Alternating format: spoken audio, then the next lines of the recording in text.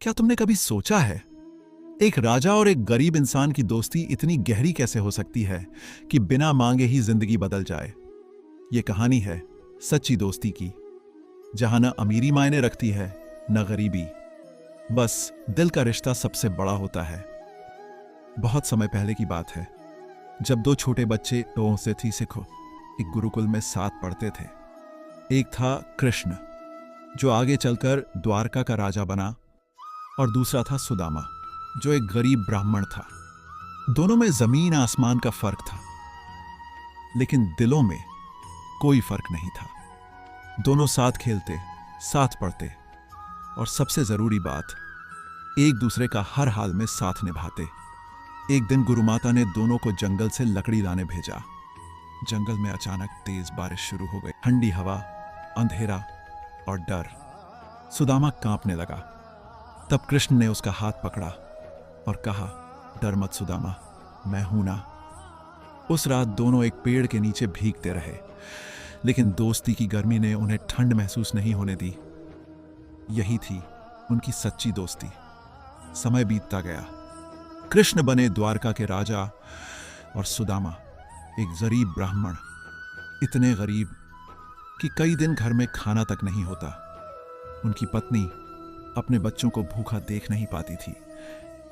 एक दिन उसने सुदामा से कहा, तुम्हारा बचपन का दोस्त आज राजा है, एक बार जाकर उससे मिल आओ।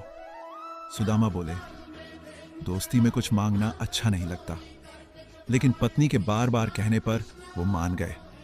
अब सवाल था, राजा के पास क्या लेकर जाएं? घर में कुछ भी नहीं था।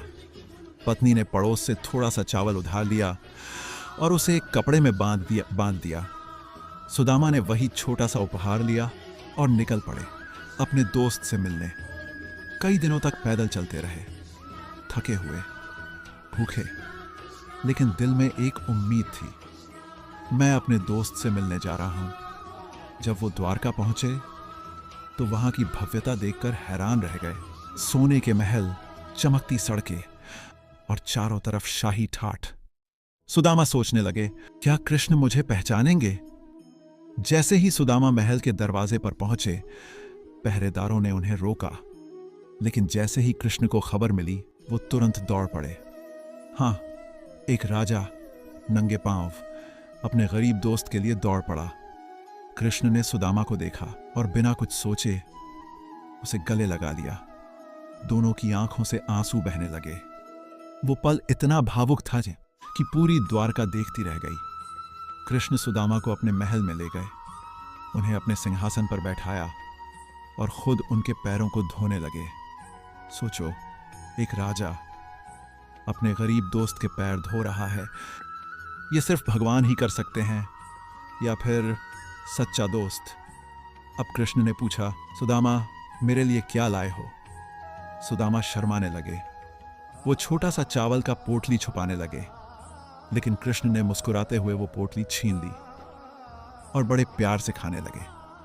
कृष्ण बोले, इससे स्वादिष्ट कुछ नहीं, क्योंकि उसमें प्यार था, सच्ची दोस्ती थी। सुदामा अपने दोस्त से कुछ मांगने आए थे, लेकिन जब उन्होंने कृष्ण का प्यार देखा तो सब भूल गए। उन्होंने कुछ भी नहीं मांगा और अगले दिन चुपचाप वापस लौट गए। जब सुदामा अपने घर पहुंचे तो वो चौंक गए। जहां उनकी टूटी फूटी झोपड़ी थी, वहां अब एक सुंदर महल खड़ा था। उनके बच्चे अच्छे कपड़ों में थे, पत्नी खुश थी चुका था। सुदामा समझ गए, उन्होंने कुछ नहीं मांगा, लेकिन कृष्ण ने सब कुछ दे दिया। यही होती सच्ची दोस्ती, जहां शब्दों की जरूरत नहीं होती, दिल की बात खुद समझ में आ जाती है। अगर दोस्ती सच्ची हो तो वो वक्त, दूरी और हालात से बड़ी होती है। कृष्ण और सुदामा की दोस्ती हमें सिखाती है, सच्चा दोस्त कभी आपको छोटा महसूस नहीं होने देता।